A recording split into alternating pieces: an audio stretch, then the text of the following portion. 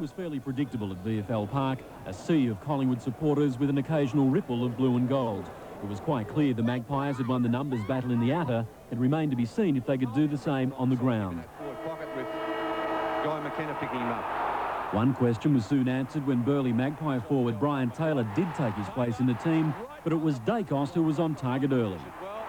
Goes back, snapshot, looks good. Laurie Keane put the first on the board for the Eagles, and while most players were still a bit nervous, Francis was obviously suffering more than most. Francis kicks the wrong way. Francis towards... After a sloppy and lacklustre first quarter, it was the Magpies by 5 points. The standard picked up in the second. In the early part of the term, it was the Eagles who made better use of the ball, and when Langdon goaled, the West was in front. Pardon me, that is a magnificent kick.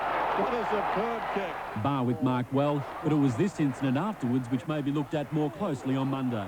Taylor was taken off and Brown was moved to full forward. Dacos hasn't got the distance. Oh, what a fine mark. Shortly after Brown converted his mark, Barwick chipped in with another. And when Dacos followed suit, the Magpies extended their lead to 12 points at the main break. It was the Eagles who again came out firing. To Kemp in the pocket. What a great goal. But Dacos soon replied. 45 metres out, open goal square. That's a magnificent snap. Despite trailing on the scoreboard, West Coast was playing the better football, and had it not been for the likes of Barwick, Collingwood could have been in serious trouble.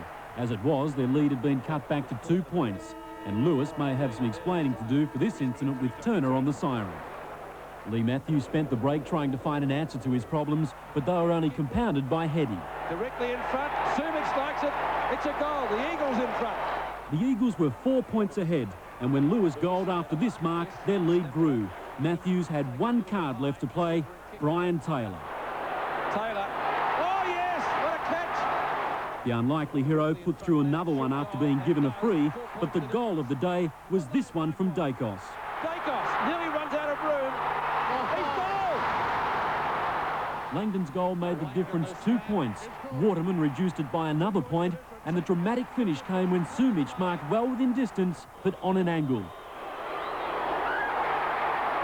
Missed. It's a tie. It'll be a draw. It is a tie. There's the siren. It's a draw. A qualifying final draw, and they'll be back next Saturday to do it all again. Dermot Brereton.